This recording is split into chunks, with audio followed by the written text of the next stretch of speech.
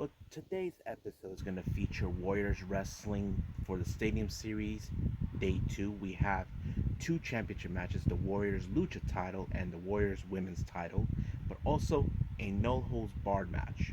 Also, we're going to review what happened in this year's Money in the Bank, who won for the women's side and who won for the men's side, and all titles that were put on this show were on the line.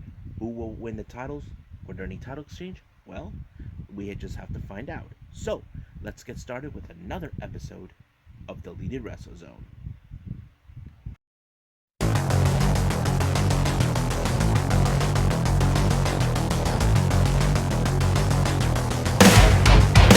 Are you ready? Get up, get up! Get up, get up! Get up, get up!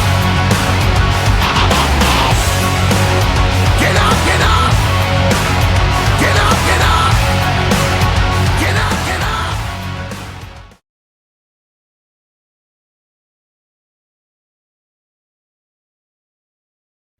Alright, welcome to Deleted Wrestle Zone. All things that is pro wrestling with AEW, NXT, New Japan Pro Wrestling, Impact Wrestling, the National Wrestling Alliance, various promotions, wrestlers, matches, and championships. I am your host, Jay, right here. So, let's begin right now with Warriors Wrestling. This took place this past Saturday at one of the high school football field, or so from what I understand. This one had a very interesting show, so let's start from the beginning. We have Dante Martin. You may know him from Top Flight, and he's one of AEW's top stars at the moment, taking on Casey Navarro. This match was perfect, because they're both high flyers and they have unique ways. But however, no one could match the ability like Dante is, because he is one of those wrestlers that's like a new generation high flyers, and that's how he able to pick up his victory by putting Casey Navarro in a 450 splash, and boom, 1, 2, 3, it's done. Next match, we have Lee Moriarty taking on My Name is Danhausen. I'm very famous, I'm very evil. Yeah, Danhausen. So you probably would have not expect Danhausen, but of course you know how Danhausen is. If you guys don't know who he is, he's this guy. He's like very funny.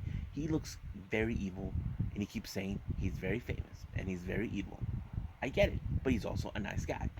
So, but the one thing you had to be more careful with him, he always has those teeth in the jar. So basically, he uses that, and that's how he always wins his matches, by excuse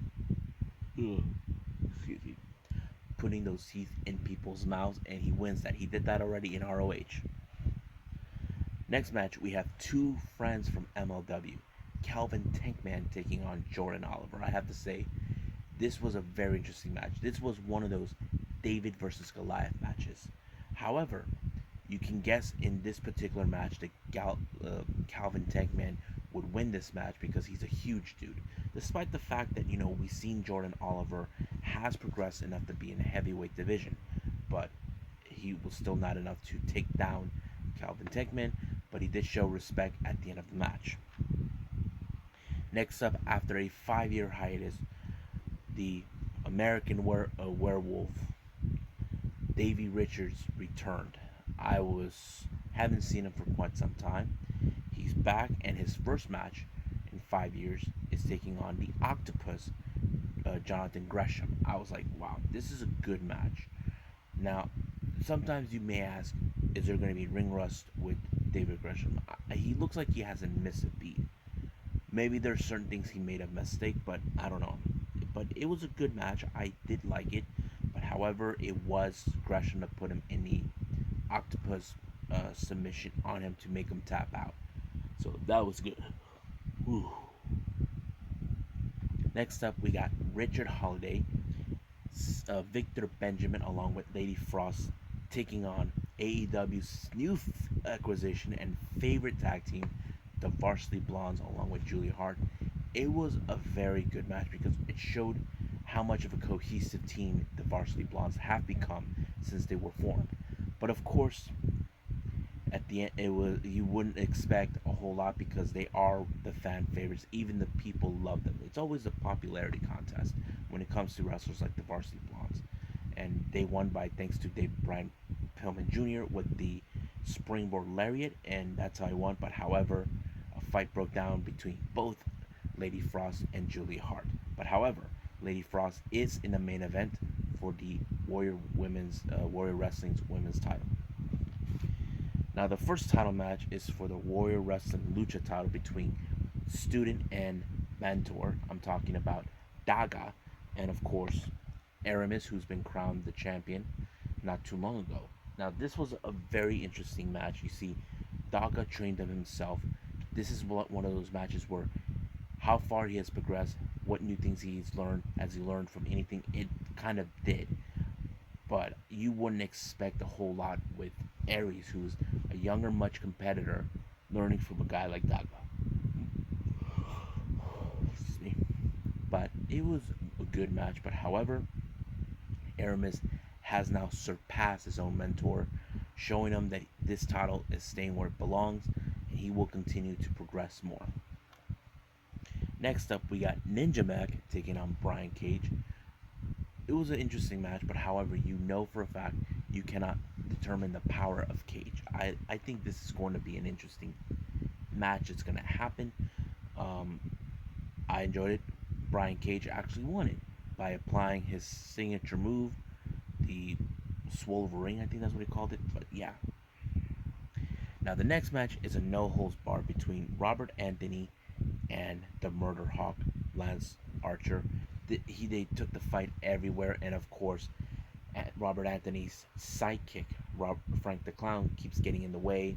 But however, Lance Archer took care of him until he put him in the blackout or black hole slam or whatever he calls it, and it was over. But he decided to do something a little more damage with Frank the Clown. He took him up the bleachers 30 feet up, and he tossed him down. So the commentator's like, someone call the police, call the police. No one cares. Now we get to the main event. We got Warriors Wrestling women's title between Lady Frost and, of course, Kylie Ray. Now, Lady Frost wasn't alone. She had Victor Benjamin and Richard Holiday. But no matter what Lady Frost was doing, whatever submission she tried to put, somehow Kylie Ray was able to pull a fast one on her and retain the title. But however, she decided to continue the beatdown, and Victor Benjamin and Richard Holiday decided to distract the referee. Not until the Varsity Blondes came out and saved her life. This time it became a brawl, but Kylie Ray remained as the Warrior Wrestling's women's champion. So that's pretty much it. The next one of the Warriors Wrestling show will take place on the 21st of August, but it's not going to be called the Stadium Series. It's going to be called the Switchblade Series. So yes, Jay White's going to be in it. You don't want to miss that. So right now, let's move on with the final, the WWE's Money in the Bank.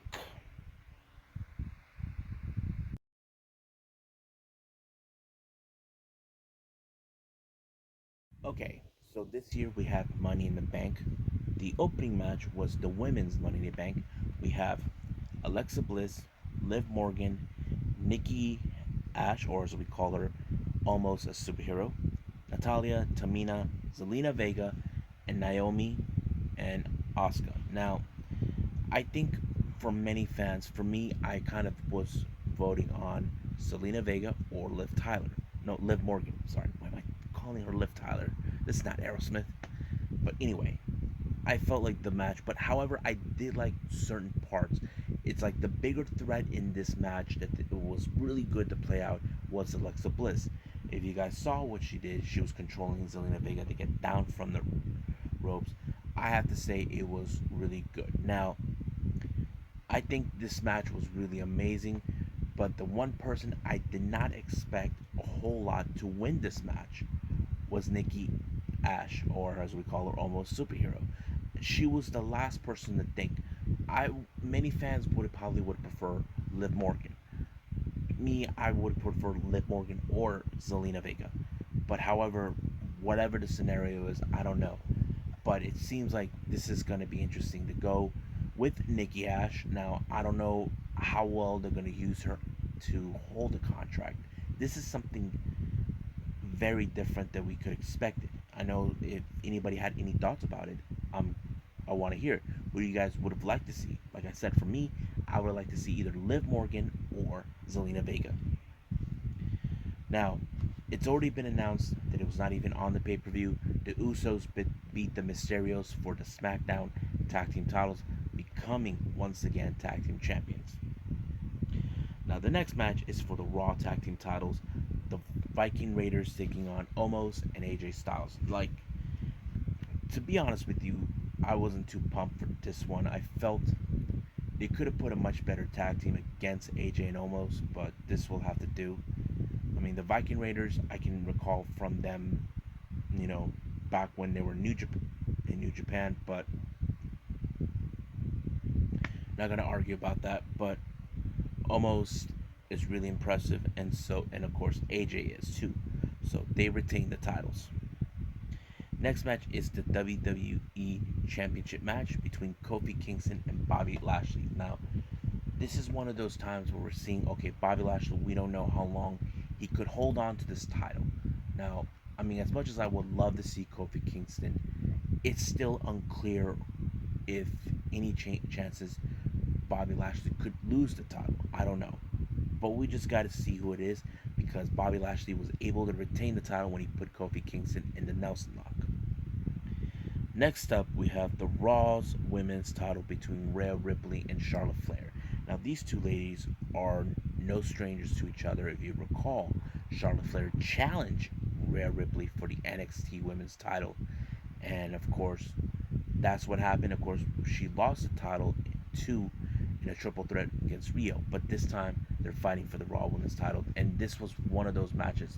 Now, people say if she would have won this one, it would have been like they're trying to keep Charlotte Flair happy to remain. I mean, for the record, Charlotte Flair did stated she's happy for Andrade for where he is, like he's going to succeed. But however, she felt like for herself, she has no business in leaving due to the fact that she was part of the performance center that bred her, and it's very understandable. She's not going anywhere. I mean, you got to respect that out of her. But however, in this match, Charlotte Flair used her brain, decided to make a lot of damage to Rhea Ripley's leg to ensure that she pins her well and makes her tap out with the figure 8 leg lock. And that's exactly what she did. She made her tap out.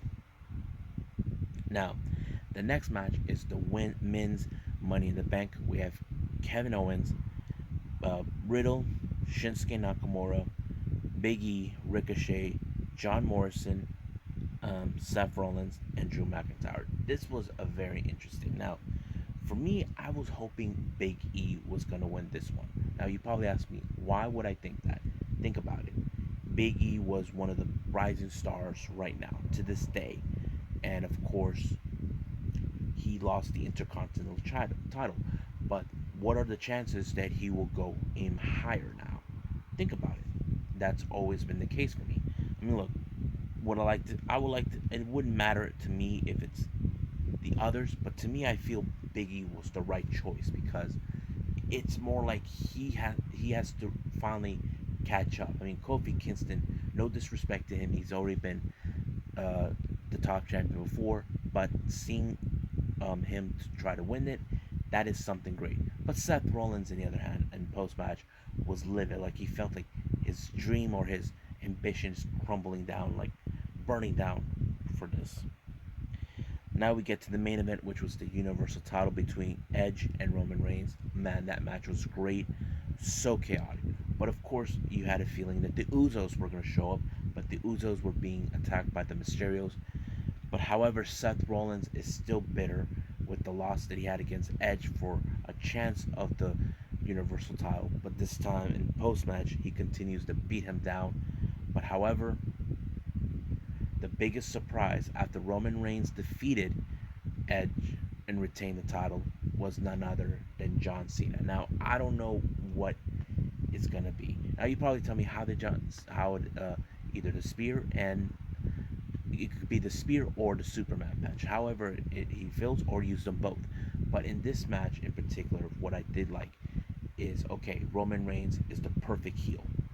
He will be unstoppable because rumor has it there's big plans they want to do.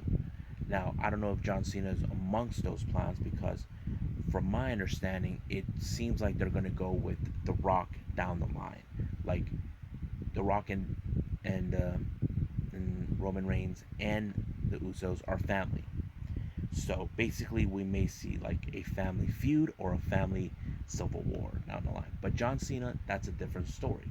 Now, I don't know what is the deal, but could he be the one to try to challenge Roman Reigns for the Universal title?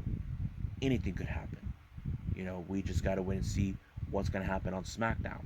Now, I rarely see it, but I only see clips of that on YouTube. But for now, I'll keep it like that in this episode. I'm a little tired at the moment because I've been trying to catch up with Money in the Bank. It was a good show, but I'm a little tired. But sorry. Well, I hope you guys enjoyed this episode of the Leader Wrestle Zone reviewing Warrior Wrestling, but also WWE's Money in the Bank.